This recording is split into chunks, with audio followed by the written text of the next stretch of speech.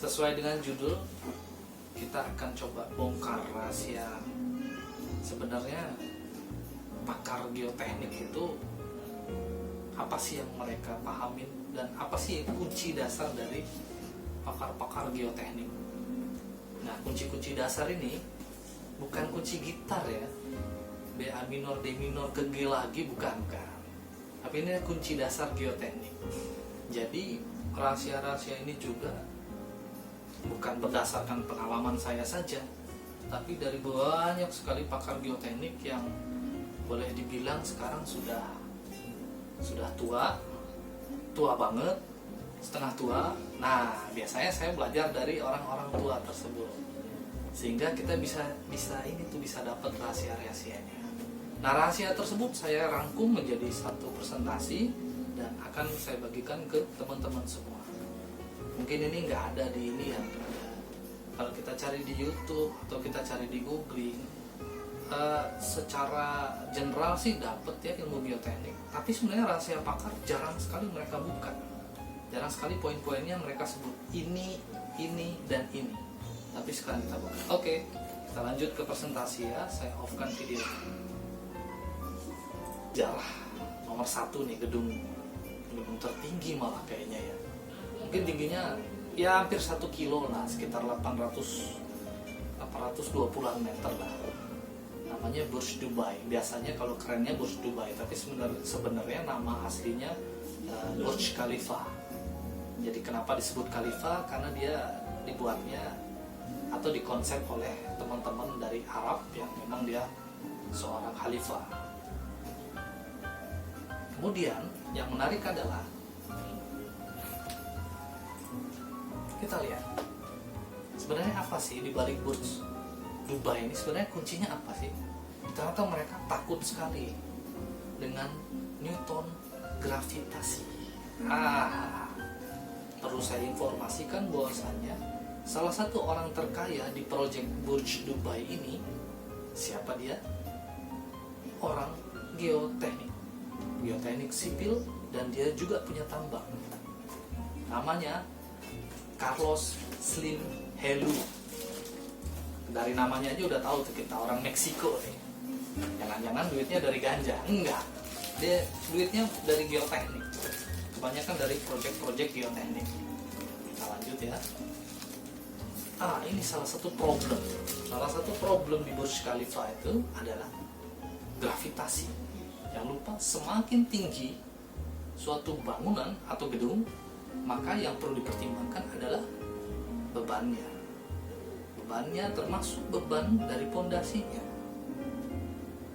Berarti rahasia pertama dari seorang pakar geoteknik, hampir semua pakar yang memang benar-benar pakar, bukan pakar MIDI yang bukan sulap, bukan sihir itu ya.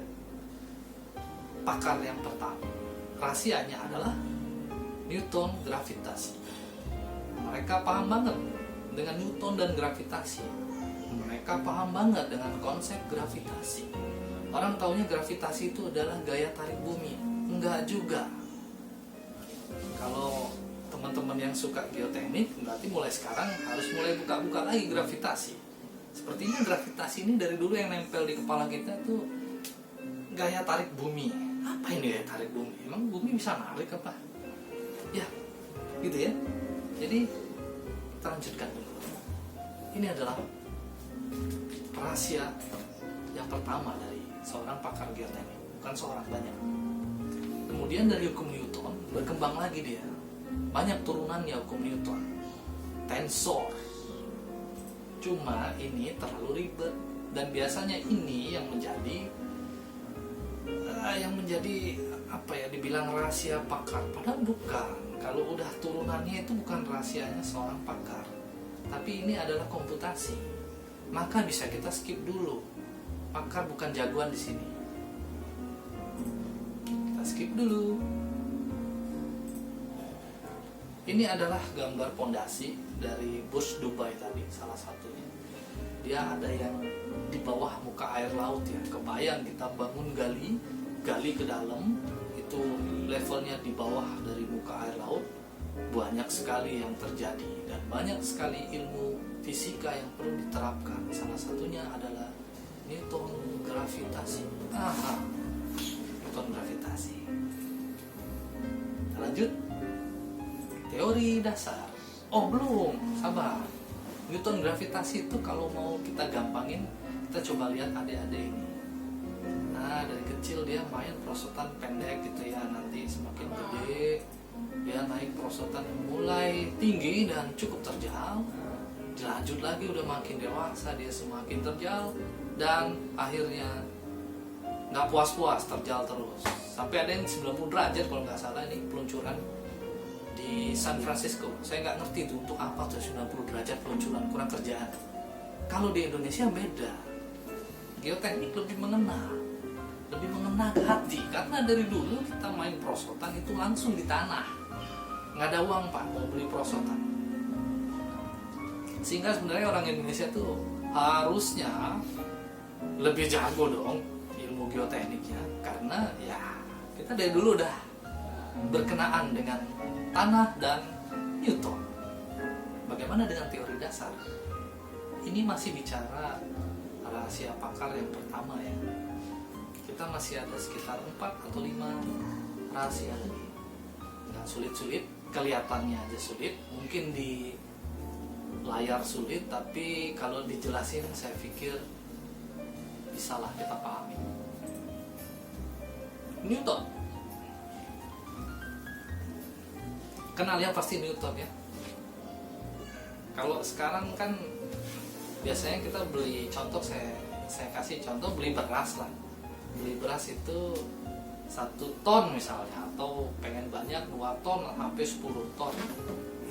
Jadi nggak sembarang ton itu dari siapa tiba-tiba jadi ton. Nah sebenarnya perhitungannya dari hukum Newton.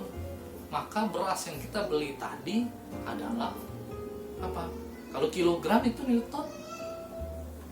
Kalau kilogram ke ton jadinya berapa? Tidak sembarangan ton itu muncul begitu saja. Sebenarnya ada hukum gravitasi yang nempel di kilogram berat dari beras kita. Saya kupas sedikit tentang Newton ya. Jadi kalau ingat ya, yang menyebabkan adik ini bergerak apa sih? Tentunya ada kemiringan ya. Kalau ada kemiringan pasti dia bisa bergerak. Apalagi kalau dia diam aja nahan di sini di tangannya, nggak gerak dong. Dia harus melepas tangannya, kemudian dia berikan dorongan sedikit, baru dia meluncur. Oleh karena itu semua proses tadi disebut gaya.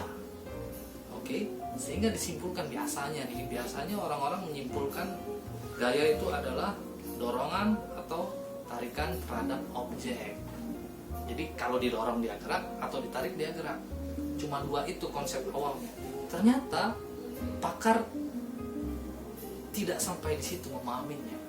Pakar tuh nggak mau cuma dorongan sama tarikan. Berarti kalau ditambang misalnya ada dinding, berarti dinding itu harus didorong atau ditarik baru dia bergerak. Didorong misalnya didorong oleh gempa atau didorong oleh blasting atau ditarik oleh sesuatu baru dia bergerak. Bagaimana cara kita menganalogikannya peluncuran tadi ke batuan atau tanah ya? Nah teman-teman geologi itu biasanya nggak jago banget berbicara tentang histori atau analogi gitu ya. Nah biasanya mereka merepresentasikan peluncuran tadi dengan sesar ya. Kalau ada teman-teman geologi sini berarti dia ngomongin sesar. Aduh tapi kok nggak mirip Pak, tadi peluncurannya kan dari atas ke kiri bawah. Oke kita putar deh biar gampang. Pak, PowerPoint putar dong. Nah tadi kan gini ya. Nah kita putar ya. Nah ya lebih enak maksudnya. Jangan terlalu dimakan hati ya nih diputar. Ini cuma untuk analogi. Ini bidangnya yang tadi, bidang tempat dia meluncur tadi. Kalau yang bawah ini adalah peluncurannya, kalau yang atas ini adalah si dede tadi, si adek yang kecil tadi. Saya kebetulan punya peluncuran di rumah. Setiap saya amatin anak-anak meluncur itu selalu dia dorong dulu. Jarang banget dia tiba-tiba meluncur aja, jarang. Pasti dia karena ada di satu si titik gitu ya, itu ada bidang datar.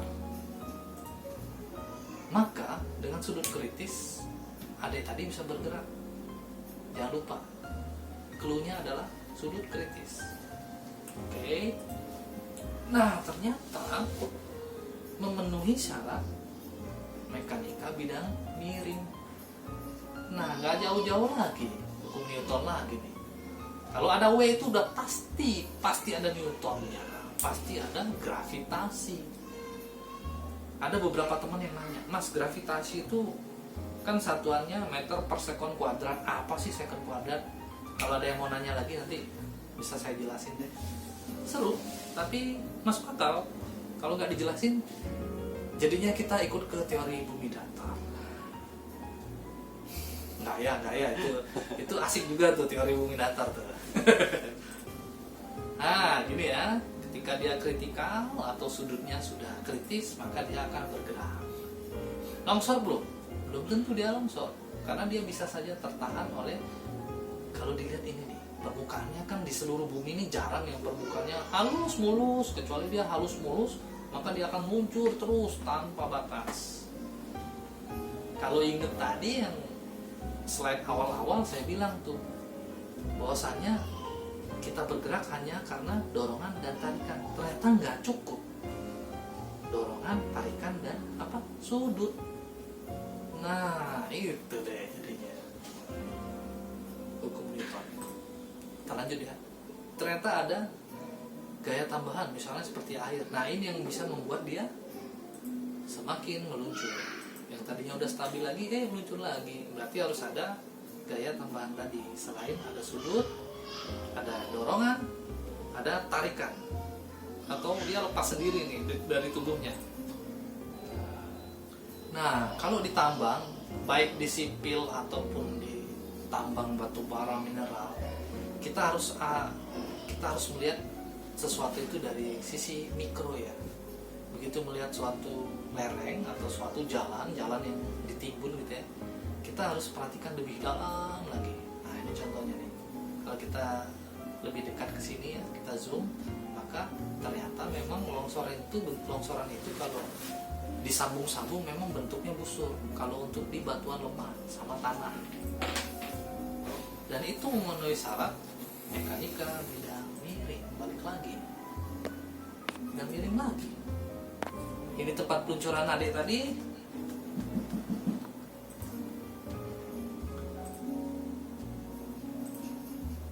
Ini si adiknya yang meluncur, dan ini peluncurannya ya. Mirip ya konsepnya ya. Dan ada sudut pasti.